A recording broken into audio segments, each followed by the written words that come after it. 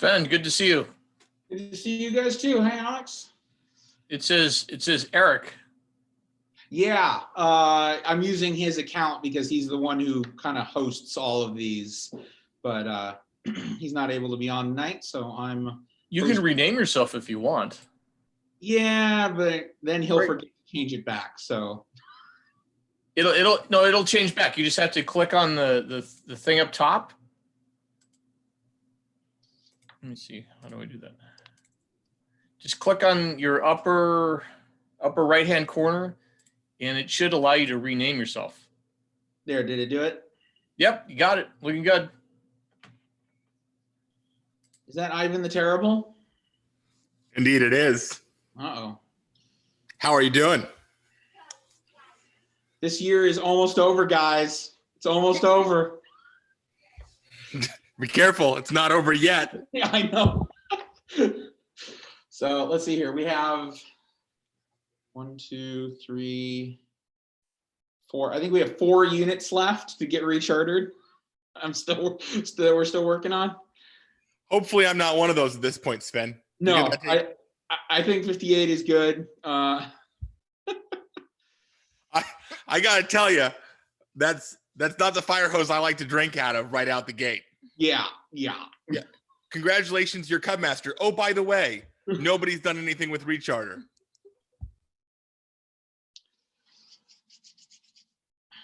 Let's see. So Eric promised me that this was going to be like a 15-minute thing. So I promised my wife that it would be no longer than half an hour because as you can see, I'm still at the Bellingham office, so I need to drive home, and I promised I'd be home for dinner at 6. So we will get started here in a couple of minutes, and I will share with you the experience I had hosting a virtual Pinewood Derby. When was that? May, and we'll talk about that for a little bit and go from there. Do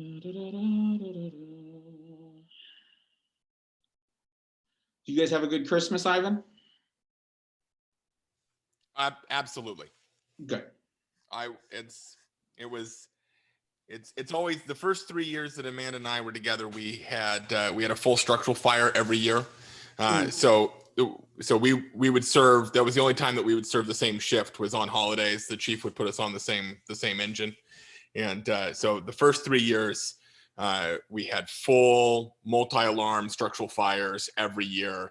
And really, once you kind of establish that in a relationship, every Christmas is awesome. Good. No, that's great. Good stuff. Funny, I took that totally out of context. I was like, you burn down your house every year? Don't do that. We burn down other people's houses every year. Take away the lighter fluid from that man. Stop it. Give up the barbecue. I don't know if you got the memo, but there's a housing crisis in the state of Washington right now. Stop burning them down. What really should be concerning is that a community, because that was out in Sultan, out in Highway 2, and for a community that small to have full structural fires that often is actually pretty concerning. Looking back on it, I'm a little concerned that there may have been a bigger trend that no one was paying attention to. So out of curiosity, what was the cause of the structure fires? One year it was Christmas lights. Okay. Burned down a church. Yeah. And then another year was another year was arson. Mm-hmm. They had a flaming bag left on the front porch. And another year I don't think they had a cause determined. Yeah. That was the Boys and Girls Club fire. Mm-hmm. Yeah. Could have been both. Yeah. Growing up in Fairbanks, there was always multiple house fires around Christmas time because of the Christmas trees. And while technically you could say that it was the lights, the thing is so first of all, the air in Alaska is really dry in the interior during the winter. It's horribly dry comparative to even here and whatnot. but people tend to heat their houses with firewood in Alaska pretty regularly. And so their Christmas tree, between the air and the firewood and everything else, would get super dried out. And then, yeah, the Christmas lights would just light it like a candle. And it was almost always newcomers to Alaska, a huge military population. So it was these folks who just didn't realize how much they needed to water their Christmas tree. So the fire departments in Fairbanks tended to have on their billboards outside the firehouses stuff like, "Have you watered your tree today?" Like, really, have you watered the tree? Just stuff like that. Like, and the fire. No, seriously, did you water the tree? Go home and do it. I mean, the local news broadcasts would even, like, every year there was a, like, for like 3 or 4 weeks, every news broadcast of the local news would start with, "Good evening and welcome to the Channel 11 News. Before we cover anything else, the fire department would like you to be reminded to water your tree. If you have not done that today, we will take a 30-second break for you to go water your tree." Yep. Well, it's 5:01, so we haven't had anybody join in the last 30 seconds. So I'm going to go ahead and get this party started. Welcome to this evening's Scout. Real quick, would it be possible to record this so that then it can get posted up for people who couldn't make it right now? It is being recorded, and I am going to trust Eric Buer to handle posting that wherever that ends up being. I believe Eric is the one who's handling that. So unfortunately I don't know the answer of where it'll get posted, but we are recording. So good evening. My name is Sven Gilkey, the district director for the North Cascades District. I know a few of you on the call tonight. I was asked to do this talk about digital Pinewood Derbies because I hosted a digital Pinewood Derby the first or second weekend in May this last year. That was fairly early on in the COVID scheme of things and whatnot. So by all means, I am not the end all be all of information. I just wanted to share with you how North Cascades ran its district Pinewood Derby, and kind of go over what we did and kind of kick around some ideas with all of you on what you guys might be able to do. And one of the things that I want to throw out there is, for example, I'm a big fan of Zoom. I've gotten really used to using Zoom, like many of us probably have over the last few months, but it is by no means the only digital platform that is used and so on and so forth. And so going with everything I'm going to say tonight is, if you have a different tool that you like to use, be it Zoom or a different kind of medium to share things with, don't take that Zoom is the way that you have to go or anything like that. This is really just more concepts to share with and whatnot. So with that, I'm sharing my slides, and really this is more about me just having a list of things to talk about. That's it. These are the only 2 slides you get. This is kind of the format of what I wanted to talk to you tonight about in context of the digital Pinewood Derby. I'll kind of just run through these, and then we'll kind of do a little bit of chatting and answer some questions and talk about ways that we can make the digital Pinewood Derby even more efficient and successful. So the first thing that you need is a plan.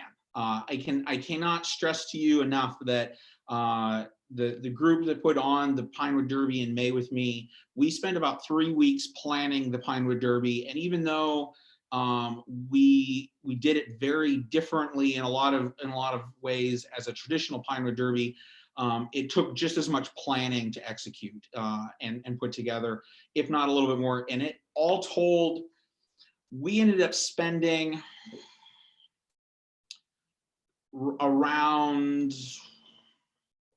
probably around 18 hours physically putting together the Pinewood Derby.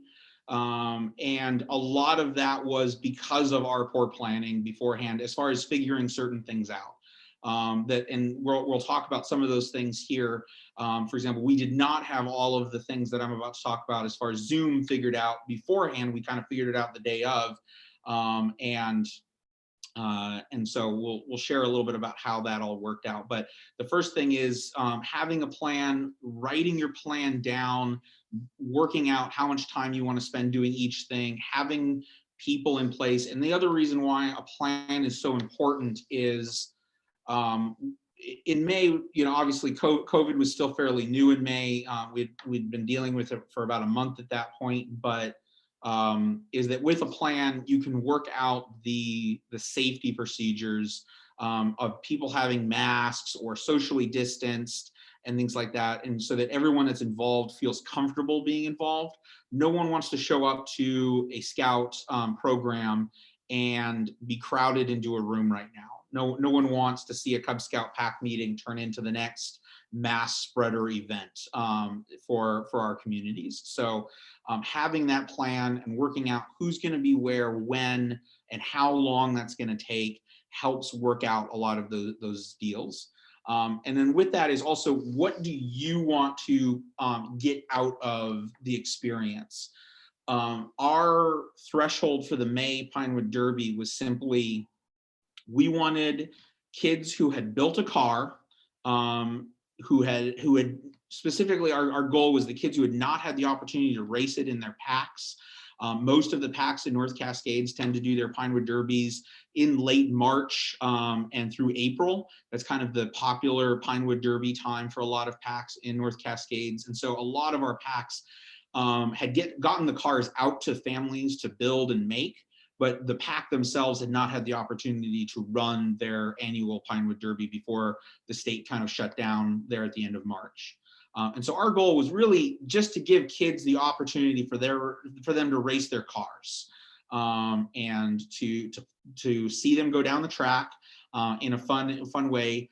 We did want to make sure that it was competitive. And that there was a winner and a loser, for lack of a better term, but we wanted to have that competitive. It wasn't just about sending the car down the track either. So we set a series of rounds of what we were looking for, and we kept that philosophy and plan somewhat flexible because, for example, we didn't know how many cars we were going to end up with. For all, across all of North Cascades District, it was quite possible we were going to end up with 300 cars. So when we say that we wanted to keep it competitive, we kind of left that thought process a little open because we didn't know if we would be breaking it out by dens, would we be breaking out by packs, how would we administer that? As it turned out, we ended up with about 40 cars of a lot of different age ranges, all the way from Lion through Webelos. And so the feeling was that we did not break it up by den. We instead just put everyone in, and everyone raced against everybody. We also made the conscious decision with 40 cars that everyone would race at least twice. So we made the decision that it wouldn't be instant elimination. Everyone would be in a bracket system so that everyone would race at least twice before being eliminated, and things like that. And we'll kind of get to how we did that here in a second. But like I said, we set standards of what we were looking for and what we wanted to accomplish so that we could build the system based on that. So that's kind of where the whole idea of having plan and all being agreed on what you're trying to accomplish out of the gate is really important. And we've all, or most of us probably have run Pinewood Derbies in one way or the other in the past, even if, or been involved in the Pinewood Derby, even if that knowledge is, 35 years old because it was from when we were kids. We have this image of what the Pinewood Derby looks like. And unfortunately, because of COVID and moving some of these events online, we have to peel away what we traditionally do and what the way it's always been done, and ask the question of what do we want to actually accomplish here, and then develop a plan to meet that. So the second thing is you need the Pinewood Derby stuff. Now, this sounds really silly, but it was one of those things. And again, this is an agreement you need to think about how you want to handle this. Is the North Cascades District, for example, has, for better or for worse, inherited a number of Pinewood Derby tracks from packs that have folded over the last few years. And so I have 3 Pinewood Derby tracks out in the shed here at the office. They're all fairly old. They're kind of beat up. 2 of them are wood. One of them's aluminum, and the aluminum one has some issues fitting together. And I have traditionally used those Pinewood Derby tracks more at recruitment events and not hosting a district Pinewood Derby. Traditionally, what we've done in the past is ask one of our local packs to contribute their super fancy, $5,000 aluminum Pinewood Derby track with laser gate and everything else in order to facilitate the district Pinewood Derby. What we decided to do instead this year was we got one of the wooden ones out of the shed. It was fairly easy to set up.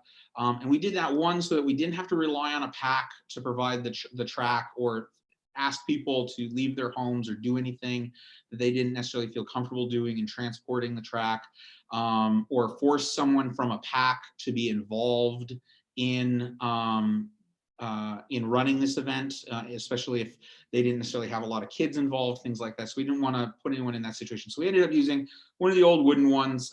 It's not as fast and efficient as those beautiful aluminum tracks that we have. But that was a conscious decision of what kind of derby stuff. The other thing was it didn't come with a laser gate. So we ended up having a volunteer sit at the end of the track and say, the red car won, or the blue car won, or so on and so forth, and just yell it. And that was our laser gate. Was it as efficient and official as a state-of-the-art laser gate that's attached to a computer that's telling you all this?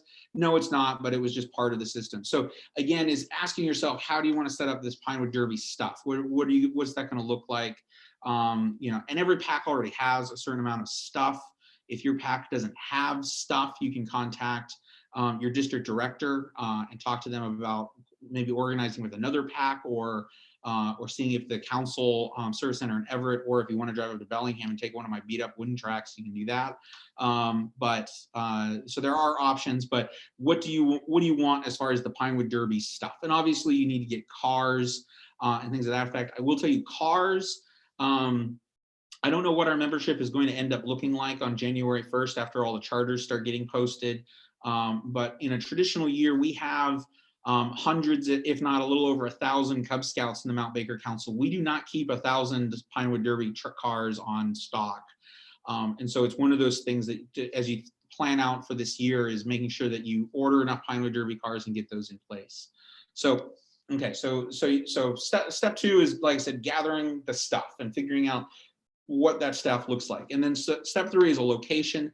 Now, this is where things start getting a little bit different than a traditional Pinewood Derby. And this is in regards to, well, first of all, are you trying to run a Pinewood Derby where you have lots of people involved? Because of COVID, the reality is you're probably not. We want to ensure that we follow state and county guidelines for COVID, as well as the Scout restart checklist. And so when we look at the next few months, if we're trying to do this in January or February, it's probably going to need to be fully digital. When we start getting into March, April, May timeframe, depending on how things go in the future, we might be able to start having dens come in and watch their races as a den, which is so, you want to make sure that there's still social distancing, and how do you work that out? So those are all factors to take into consideration with your location. But one of the things that I want to note here specifically about location in context of a digital Pinewood Derby, and this is something that I had to take in consideration with my one in May, was Wi-Fi. Originally, when our planning group got together and wanted to do this, I mean, when you think about a Pinewood Derby track, they're big.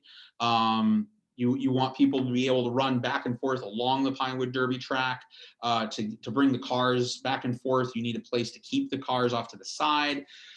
Everything else. And so even though we were going to be fully virtual, the track is just big. And so originally our thought was to do it in the dining hall at Fire Mountain. Nice big open room, thought it would be great.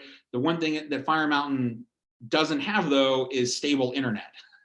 And so if we were going to be able to stream or do anything at Fire Mountain, that we'd have to figure out a solution to fix that internet problem. And a lot of large buildings that we tend to use for things like the Pinewood Derby, churches, community halls, things like that, they tend to be built, because they're large buildings, they tend to be built out of materials that don't provide great cell service. And so they rely on interior Wi-Fi. Is the Wi-Fi strong enough for you to be doing a video bandwidth of something like this through Zoom?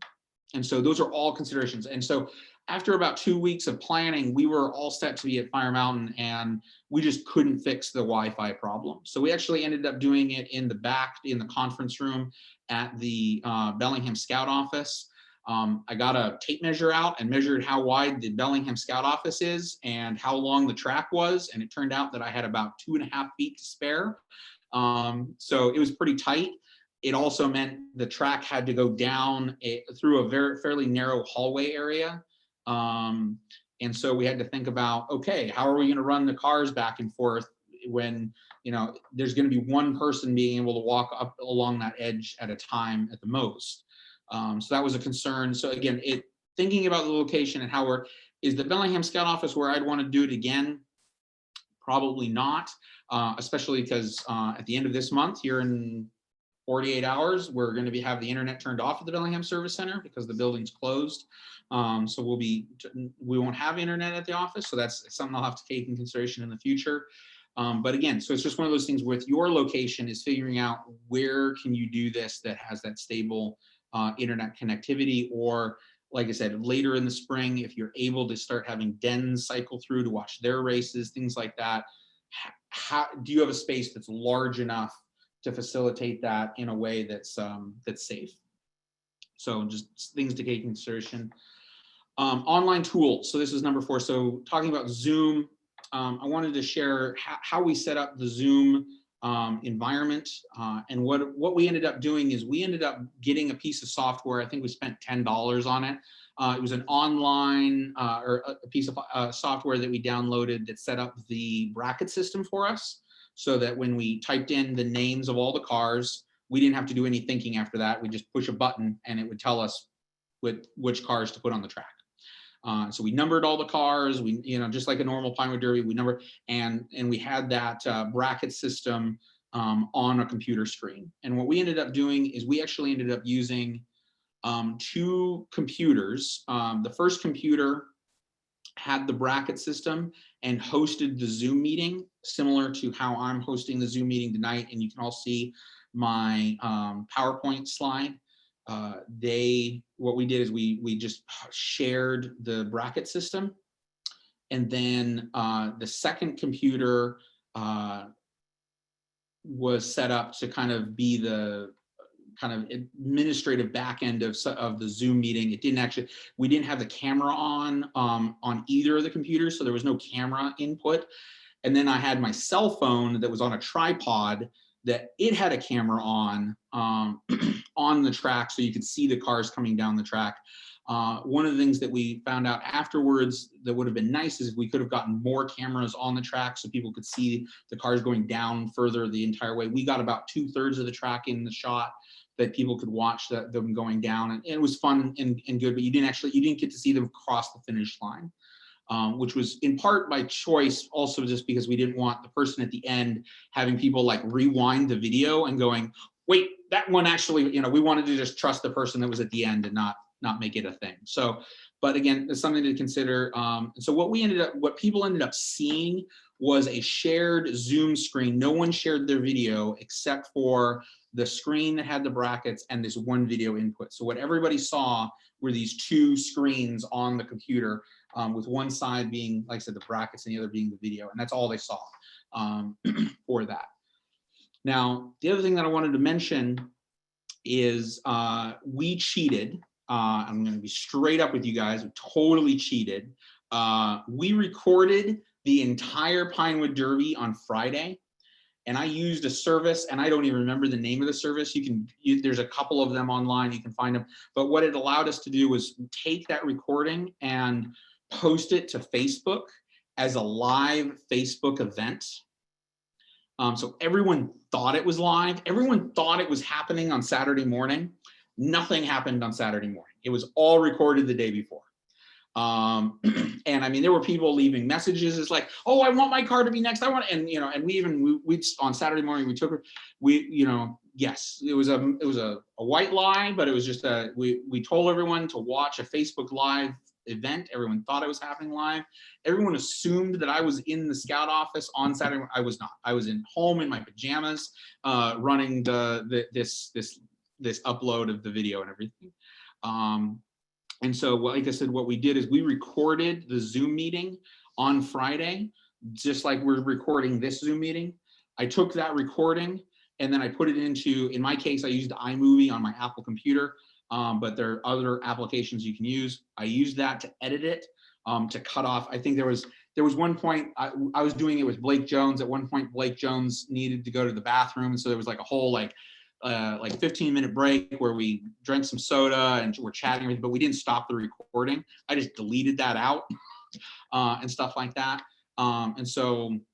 And then I took that finished product and uploaded it as a live event, and then took the time to answer to people on the Facebook as they were talking and cheering people on and so on and so forth on Facebook. But you could do it live on Zoom. The issues that come into it is that if something were to go wrong, something goes down, the internet slows down. Like I said, Blake had to take a break. I had to end up taking a phone call in the middle of the thing. Any of that kind of stuff, it slows the whole event down, and that's just real life. And when it comes to watching a computer screen and wooden cars going down a track, you want to have control of it as much as possible. Otherwise, it becomes this huge debacle. So that's why we chose to record it and post it that way. But that's what I mean by online tools, is figuring out what kind of online tools you want to use. Do you want to use Zoom, or is there a different method you can use? What do you want to show them as far as online tools? What do you want them to see? Do you want them to see cars coming down? Do you want them to see the bracket box? Do you want them to see the bracket box all the time or just some of the time? So working out a script and a method of tools to do that most efficiently, and having that conversation, figuring out your online tools. And then lastly is the tech tools. I mentioned we have 2 separate laptops that we're working on this, as well as my iPhone and a tripod. I've invested, thank you COVID-19, I've chosen to invest in technology. So I had a lot of gadgets and widgets to put on my phone to help with the video quality as well as the microphone. We didn't necessarily write up a script, but the group that volunteered to run the event that day chose, beforehand, we had a little chat about how to do this, and we chose to make as much fun as possible. So we made a lot of jokes. We ended up with 2 separate Ghostbusters cars, for example. So we had this running joke about Ghostbusters showing up to eat pizza, because I think there was a pizza car. No, it was a sushi car. It was a sushi car. It was I thought it was the prettiest car there was, but it was a sushi car. And so there was a constant running joke, because I love sushi, that I was going to eat the car. So every time it's just working it all out, and with the tech tools, making sure that, for example, the microphone could pick up on it, because no one wants to hear me mumbling in the back of the video. All those jokes don't make any sense if you only hear half of them. So you got to have the tech to make sure that things like audio are picked up properly and things like that are shared, if that's the way that you want to share information. I could have very easily gotten Blake a really nice microphone that he could have spoken into, so that he would just, and that's all that everyone would hear, was Blake just announcing the next car, the next car, the next car. But we chose not to do that. So instead, Blake had to yell the next car so that the microphone would hear it, and just working those kind of things out. And then that leads to the last thing, which is the Sizzle. With the Sizzle, what I wanted to mention here was, one is my jokes, which were hilarious. I mean, who doesn't want to hear about me eating a wooden sushi car? Like I said, the jokes are a thing. But the other thing that we did is, because we pre-recorded it, I was able to edit the video to insert basically commercials. So I went out onto the great and powerful internet, and I found about 6 Scout videos that I thought were really cute and fun, on the life of Baden-Powell, on the first on Eagle Scouts on the moon, just so on and so forth. These just silly little clips that were a few minutes long in cases, and I just inserted them as kind of commercials and had fade in, fades out. So during the Pinewood Derby, there was stuff to kind of just break it up. And by the same token, those points where we didn't pause the video, but for example, I went and had a phone conversation, it made those breaks feel a little bit more natural. So instead of it just jumping, and how did Sven go from there to there so instantly? Well, was during commercial break, and so we inserted those kind of things. And like I said, I added that as the sizzle, because if you think about a normal Pinewood Derby that we normally run at our churches or scout halls or whatever, we rarely just have the kids sitting at a chair for 3 hours watching cars go down over and over again. You might, but odds are you probably have a Cub Master or someone out screaming and yelling and just, this is the greatest race in the world, and just doing all that kind of crazy nonsense to get people hyped up and excited and like, yeah, we want to be here, this is great. The pack that I was the Cub Master for, we always had like games along the wall, so especially the younger Cub Scouts could run off and play games instead of getting themselves into trouble by making poor choices. And so we don't have all that. There's no way for me to do that in a virtual environment. So like I said, these little videos and a few of the other things like that were meant to kind of help deal with that. And so with that, I actually ended up talking longer than I wanted to talk. But those are the outline of how I did. If there was something specifically you wanted me to talk some more about, you can unmute yourself and chat. Or you can put something in the chat bubble and I can answer, and I'll stick around for as long as we need to stick around. But that's, in a nutshell, that was how we ran the May Pinewood Derby, following these steps and what was involved in it. So I have a question, but hang on, the phone's ringing. Go ahead, next. Just out of curiosity, the logistics of a trackside car failure without scouts and family on site. Did you have any instance where where you were stepping in to fix a car that went south? So we did. We actually ended up having 2 cars that had some issues. One, a wheel came flying off the car, and the other one was the design of the car, unfortunately, just wasn't compatible, I guess, with our track. And so part of the car was dragging on the track. So what we ended up doing is we called the parents of both owners, and we're just like, hey, this is what we're running into. Do you want to try to come by and fix it? Do you want us to try to fix it? What do you want us to do? Because if he watches this go down the track and sees this, it's going to be heartbreaking. The car where the wheel just went flying off, they were like, yeah, no, go ahead and fix it. And so we ended up doing our best to fix it. It didn't race very well after that, but everyone totally understood. The other one was just like, nope, just pull the car. And to be fair, we ran all the cars down the track before we started recording. So like the kid where it was dragging on the track, we saw that, and it was sad because the kid had designed what happened is he had like purposely bent the wheels so that like only 2 wheels were touching the track at a time, which apparently is something that people do, and you go online and read tricks for Pinewood Derbies, and that's a thing. And so he read all about it, and it probably would have worked amazingly on his PAX aluminum track. But on our older wooden track, it didn't work out. And that's high groove, yeah. Yeah. So that was kind of, that's how we dealt with that. And so we ended up pulling that car, and it just kind of worked out that way.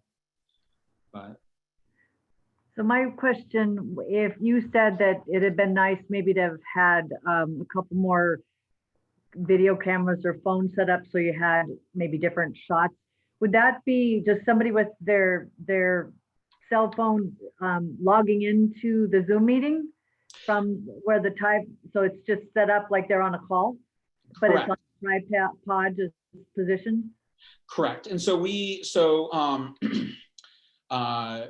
there are several settings in Zoom that you can change to give you a side-by-side video of a shared screen and a video and a few other things. And there, it's just a matter of screwing around with it, but it's one of those, it's basically what we would have done is had multiple phones, each with Zoom on the phone logged in, and then we would have chosen them. The more cameras you get, the only issue, and I say that it would have been nice to have had more cameras. It would have been. The issue that you run into though is that if you're watching it on Facebook and the screen is about this big and half of it's and now you're cutting that in half with 2 separate videos, so it's all about, there's people's screens are only so big. I mean, I'm talking to you all on a laptop right now that's what, 13 inches across or whatever. You know, if you had a big screen TV and we're doing this on it, you could divide it up a couple of times, but everyone's screen's a little different. I know some people are trying to watch the Pinewood Derby on a phone that's this big. So, you know, the more times you divide this, the harder it is going to be see things. So those are things to take into consideration. I say that it would have been nice to have more, but honestly, I don't know if we would have been able to pull it off. That was the only complaint we got, was that people couldn't see the car go all the way down the track.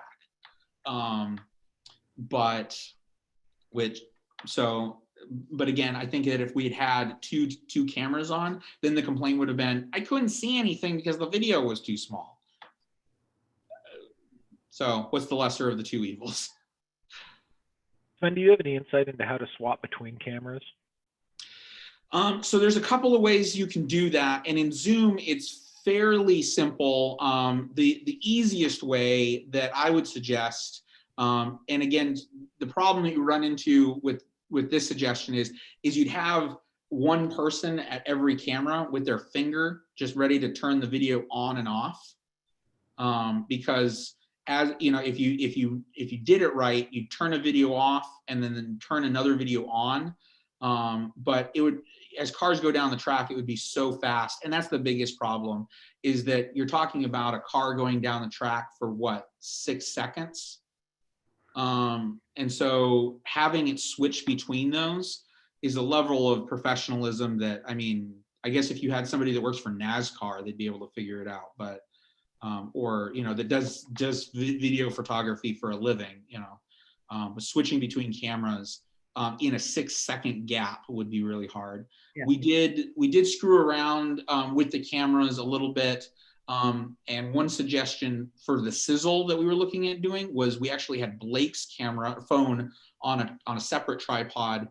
And for several of the breaks, we'd flip that on, turn off all the other cameras, flip that one on, and we do little interviews and like show people the cars so that they could see them. So there was the use of other cameras, but not necessarily in the race. Does that make sense? Absolutely. A ton of great insight. Really appreciate it. Yeah. I'm sorry that it's not, I don't necessarily have a solution. I guess what I'm trying to share also with you is the problems we had, so that hopefully you guys, yep. I'm really hoping that some of you guys are going to come up with great solutions to some of these problems, because I was not smart enough to figure them out. Awesome. Appreciate it. Yep.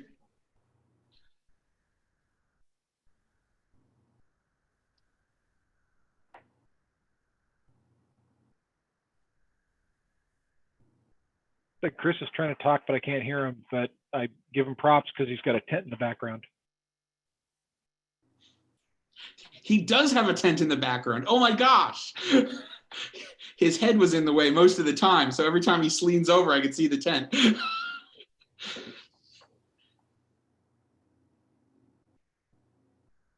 Nope. Oh, we still can't hear you.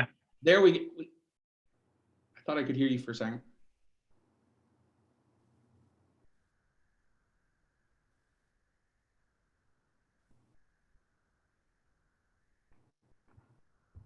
So Zoom says that you're muted.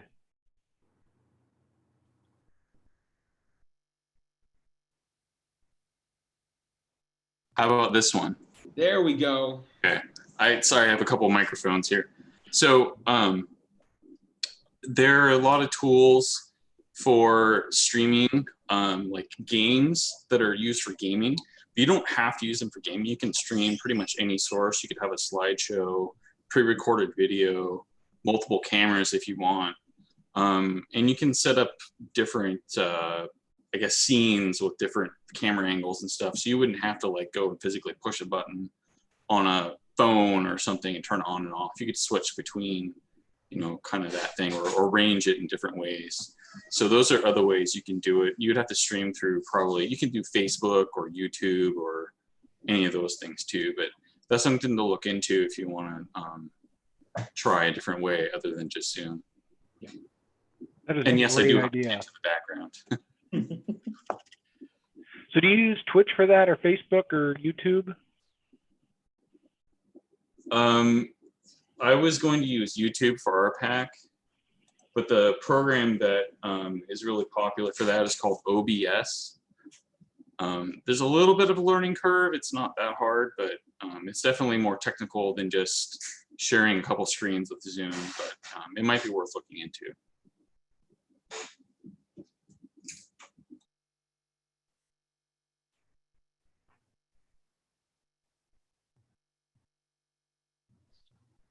So Sven, if you aren't familiar with that, I think that what Chris is describing is something that I've seen my kids watch on YouTube, and that's where like basically you've got the floating picture of the person playing the game in like one of the corners of the screen, and then the game fills up the whole rest of the screen. And so like for instance, you could have the people loading the cars in the bottom right hand corner, and then the actual race running down the middle. You'd have to make sure that the floating head doesn't cover up the actual finish line, but that would be pretty cool. Mm-hmm. No, absolutely, and that's definitely. And we did actually look into one of those apps, and the issue that we ran into was what was the issue? We ran into an issue where the app that, so Blake Jones actually had an app like that, because he, believe it or not, he's a gamer and he likes to video himself playing certain games and do that kind of thing. But the issue that we ran into was that we couldn't get a camera to where we wanted it to go, because his camera that attached to his computer that would have done the software had a cable that was about this long. And so it would just turn, and for whatever reason, his application wouldn't let us use our camera phones and things like that to do it. But there are a lot of applications, and it just turned out that, like you said, it was a learning curve, and figuring it out was too hard for me because I'm old. It's probably worth mentioning too, if you're trying to stream to a service like YouTube or one of those bigger ones, they don't actually allow you to use a phone on YouTube unless you have like 999,000 subscribers, something like that. So if you're planning on streaming with a specific service, like get that set up ahead of time so you know what the requirements are and what you need to actually do it.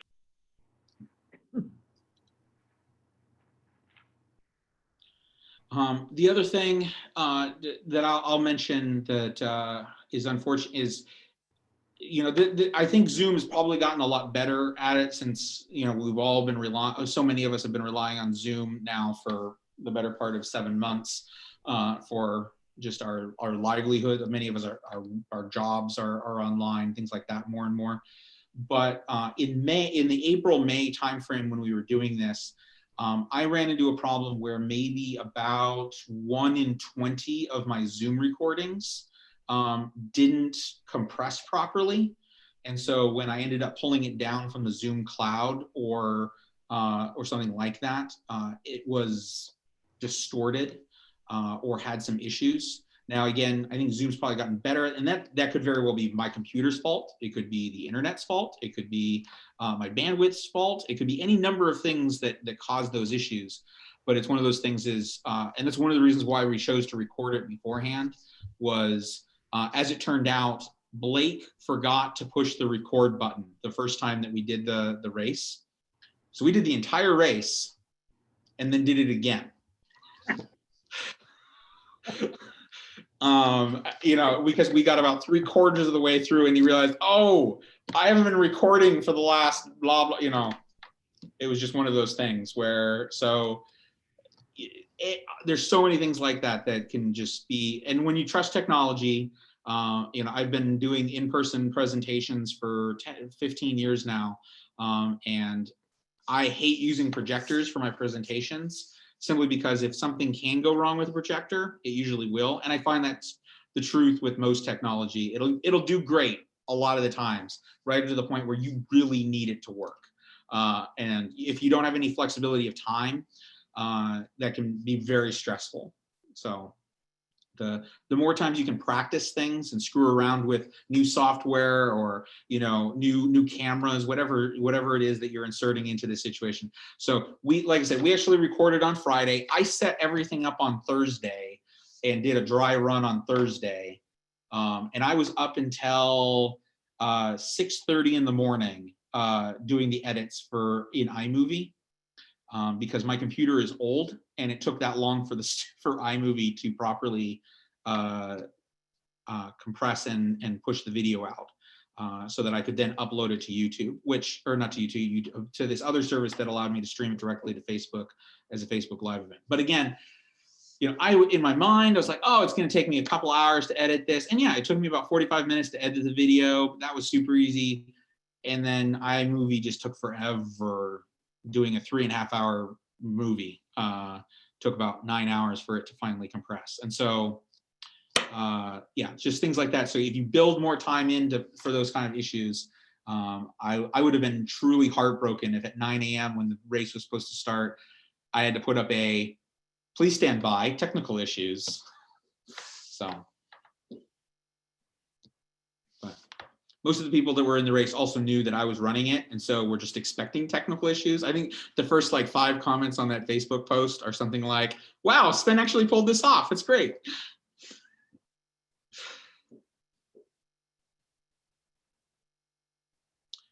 Well, do we have any other questions? Any other comments? If anyone's got any other great ideas, I'm all game for hearing other great ideas of how to pull this off.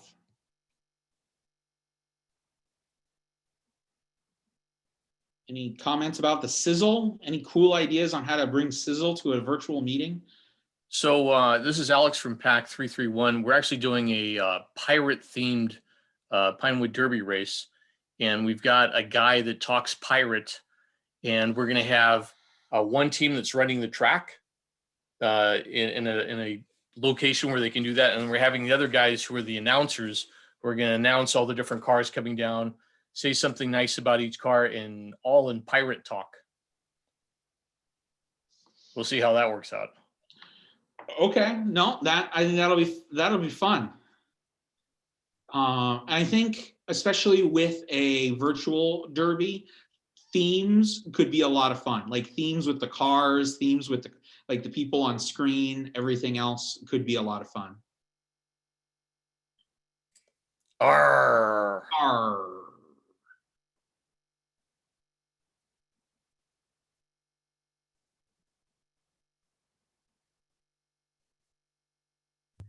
I think these are great ideas. Thanks for all the effort that you did and the sharing and both successes and problems.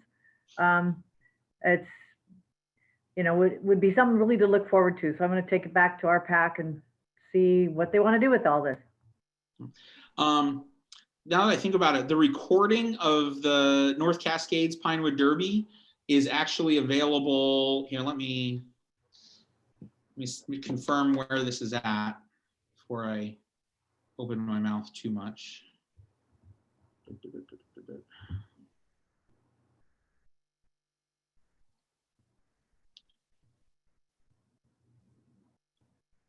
for it.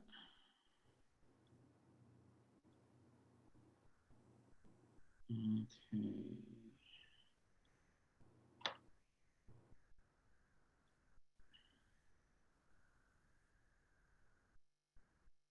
So the virtual campsite on the council website under live events. To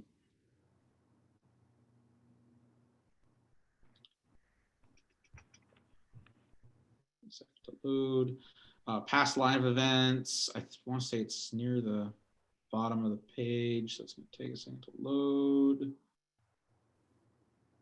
Trainings, digital campfire, camper. There it is. So this is the North Cascades Pinewood, and it's a YouTube video, so you can watch it though. But and you can see the full fiasco of my desire to eat wooden sushi and such. So, but We'll look for it. yeah. So if you're interested in looking at exactly what we did and how it turned out, you can see it there on YouTube. Thanks, Sven. All right. Happy New Year, everyone. Thanks, everybody. Have a happy new year. Thank you. Not bad, Sven. Only 15 minutes over your absolute deadline. Yeah, I know. My wife is a saint, and she will know why I am late.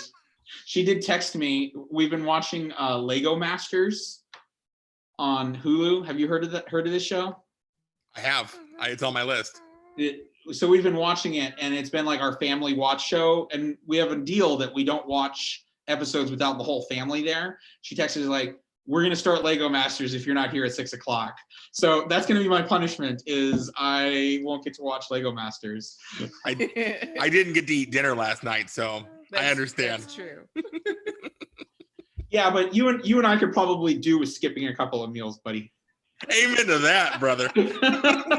Just as a total aside for anyone who's still on, when we were doing in-person pack events, we would actually have our bear group run their Grin and Bear It belt loop at the same time as the Pinewood Derby, so that younger people would come in and have a little carnival to go into and have fun. Obviously, that doesn't apply to online stuff, but it works great to have younger scouts go in there and play on the games that were set up by the Bear Scouts in an adjacent room during check-in, and then they shut that down just before the Pinewood Derby actually gets started.